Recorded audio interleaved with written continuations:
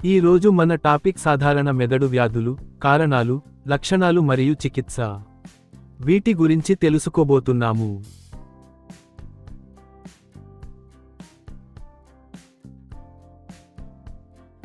పరిచయం.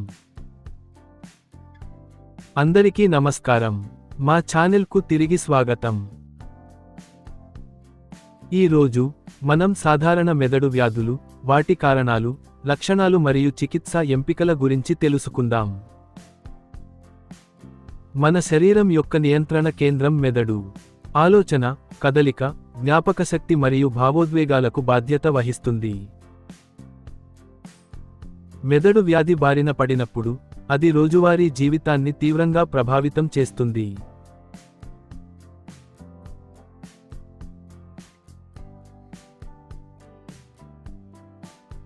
మెదడు వ్యాధులు అంటే ఏమిటి? మెదడు వ్యాధులు అనేవి మెదడు నిర్మాణం లేదా పనితీరును ప్రభావితం చేసే వైద్య పరిస్థితులు. అవి ఇన్ఫెక్షన్లు, గాయాలు, జన్యుపరమైన కారకాలు లేదా జీవనశైలి సమస్యల వల్ల సంభవించవచ్చు. కొన్ని మెదడు వ్యాధులు తాత్కాలికమైనవి, మరికొన్ని దీర్ఘకాలికమైనవి లేదా ప్రాణాంతకమైనవి కావచ్చు.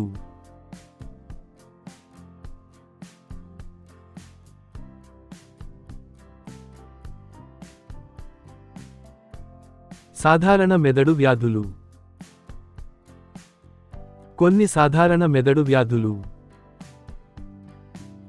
స్ట్రోక్, మెదడుకు రక్త ప్రసరణ నిరోధించబడినప్పుడు లేదా తగ్గించబడినప్పుడు మెదడు కణాలు దెబ్బతింటున్నప్పుడు సంభవిస్తుంది.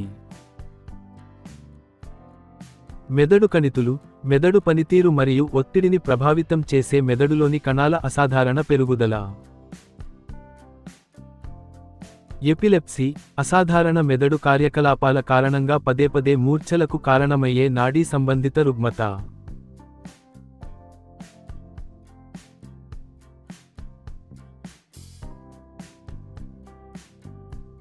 అల్జీమర్స్ వ్యాధి, జ్ఞాపకశక్తి కోల్పోవడం మరియు ఆలోచనా సామర్థ్యాల క్షీణతకు దారితీసే ప్రగతిశీల పరిస్థితి. పార్కిన్సన్స్ వ్యాధి, కదలికను ప్రభావితం చేసే రుగ్మత, వణుకు, దృఢత్వం మరియు నెమ్మదిగా కదలికకు కారణమవుతుంది. మెనింజైటిస్, మెదడు చుట్టూ ఉన్న రక్షిత పొరల వాపుకు కారణమయ్యే ఇన్ఫెక్షన్. ఈ పరిస్థితులు ప్రతి ఒక్కటి మెదడును వివిధ మార్గాల్లో ప్రభావితం చేస్తాయి.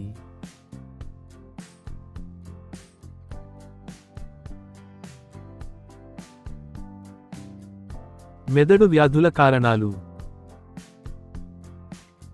మెదడు వ్యాధుల కారణాలు వ్యక్తి నుండి వ్యక్తికి మారుతూ ఉంటాయి. సాధారణ కారణాలు: అంటువ్యాధులు, బ్యాక్టీరియా లేదా వైరస్లు, క్రిములు మెదడు కణజాలాలకు సోకుతాయి మరియు వాపు లేదా నష్టాన్ని కలిగిస్తాయి. తల గాయాలు లేదా గాయం, ప్రమాదాలు లేదా పడిపోవడం మెదడును గాయపరుస్తుంది మరియు దాని సాధారణ పనితీరును ప్రభావితం చేస్తుంది. మెదడుకు ఆక్సిజన్ లేకపోవడం, తగ్గిన ఆక్సిజన్ సరఫరా మెదడు కణాల మరణానికి మరియు శాశ్వత నష్టానికి దారితీస్తుంది.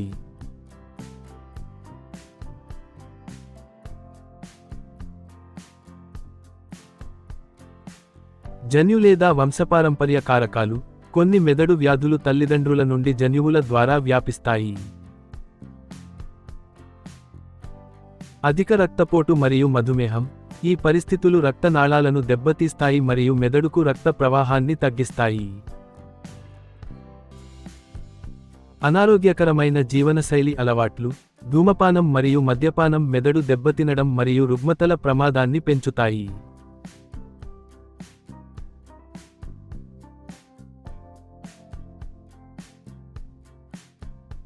మెదడు వ్యాధుల లక్షణాలు. లక్షణాలు వ్యాధి రకం మరియు తీవ్రతపై ఆధారపడి ఉంటాయి. సాధారణ లక్షణాలు: తలనొప్పి లేదా తల తిరగడం, తరచుగా లేదా తీవ్రమైన తలనొప్పి మరియు సమతుల్యత కోల్పోవడం మెదడు సమస్యలను సూచిస్తాయి. జ్ఞాపకశక్తి కోల్పోవడం లేదా గందరగోళం, విషయాలను గుర్తుంచుకోవడంలో లేదా స్పష్టంగా ఆలోచించడంలో ఇబ్బంది మెదడు వ్యాధిని సూచిస్తుంది. మూర్ఛలు, అసాధారణ మెదడు కార్యకలాపాల కారణంగా ఆకస్మిక అనియంత్రిత కదలికలు లేదా అవగాహన కోల్పోవడం జరుగుతుంది.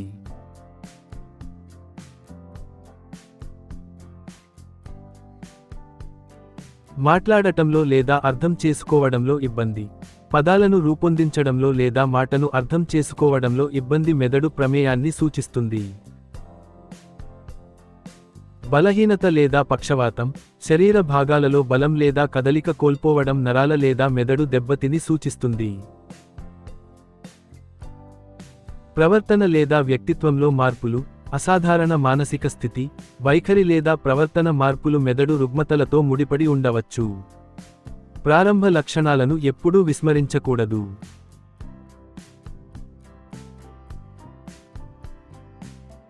నిర్ధారణ. వైద్యులు అనేక వైద్య పరీక్షలను ఉపయోగించి మెదడు వ్యాధులను నిర్ధారిస్తారు. వీటిలో ఇవి ఉండవచ్చు: శారీరక మరియు నాడీ సంబంధిత పరీక్షలు, వైద్యులు ప్రతిచర్యలు, సమతుల్యత, సమన్వయం మరియు మానసిక చురుకుదనాన్ని తనిఖీ చేస్తారు.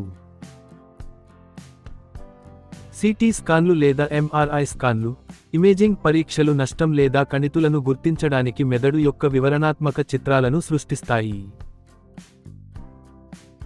ఈఈజీ పరీక్షలు, ఈ పరీక్ష మూర్ఛలు లేదా అసాధారణ సంకేతాలను గుర్తించడానికి మెదడు విద్యుత్ కార్యకలాపాలను నమోదు చేస్తుంది. రక్త పరీక్షలు, రక్త విశ్లేషణ ఇన్ఫెక్షన్లు, వాపు లేదా అంతర్లీన ఆరోగ్య సమస్యలను గుర్తించడంలో సహాయపడుతుంది. ముందస్తు రోగ నిర్ధారణ మెరుగైన చికిత్స మరియు కోలుకోవడానికి సహాయపడుతుంది.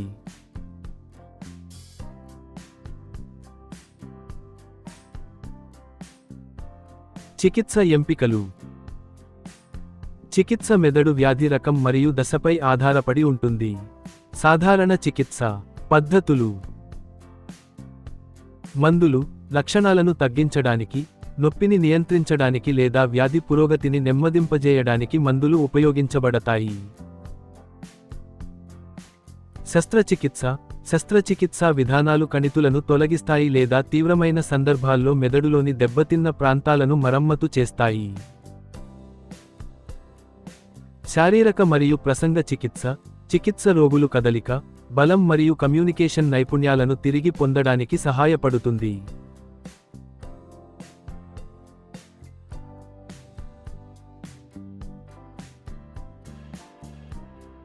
జీవనశైలి మార్పులు మరియు పునరావాసం, ఆరోగ్యకరమైన అలవాట్లు మరియు పునరావాస కార్యక్రమాలు కోలుకోవడానికి మరియు తీవ్రతరం కాకుండా నిరోధించడానికి సహాయపడతాయి. దీర్ఘకాలిక సంరక్షణ, దీర్ఘకాలిక లేదా ప్రగతిశీల మెదడు వ్యాధులను నిర్వహించడానికి నిరంతర వైద్య సహాయం అవసరం. సరైన వైద్య సంరక్షణ జీవిత నాణ్యతను బాగా మెరుగుపరుస్తుంది.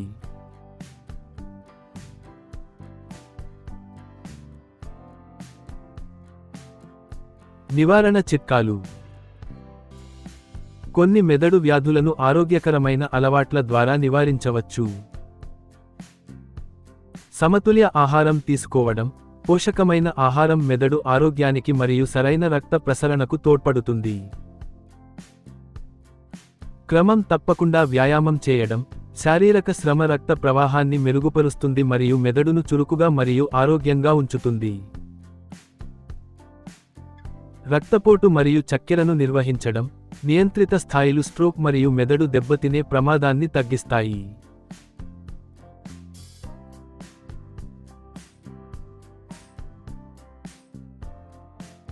హెల్మెట్లు ధరించడం, హెల్మెట్లు తలకు రక్షణ కల్పిస్తాయి మరియు ప్రమాదాల సమయంలో తీవ్రమైన మెదడు గాయాలను నివారిస్తాయి. ధూమపానం మరియు మద్యం మానుకోవడం, ఈ అలవాట్లు మెదడు కణాలను దెబ్బతీస్తాయి మరియు వ్యాధి ప్రమాదాన్ని పెంచుతాయి. నివారణ ఎల్లప్పుడూ మంచిది.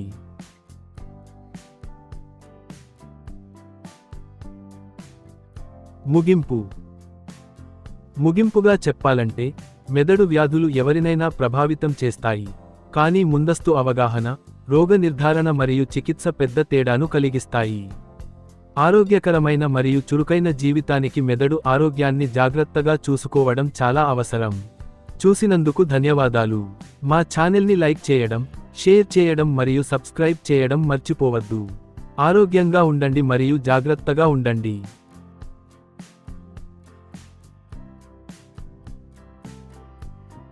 నా ఈ అనుభవాన్ని మీతో పంచుకోవడం నాకు సంతోషం. ఇది మీకు ప్రేరణ కలిగిస్తుందని ఆశిస్తున్నాను. మా విద్యా వీడియోలు నేర్చుకోవడాన్ని సులభంగా మరియు ఆసక్తికరంగా మారుస్తాయి. ఉపయోగకరమైన పాఠాలు, మంచి ఆలోచనలతో మీ అభివృద్ధికి తోడ్పడతాయి.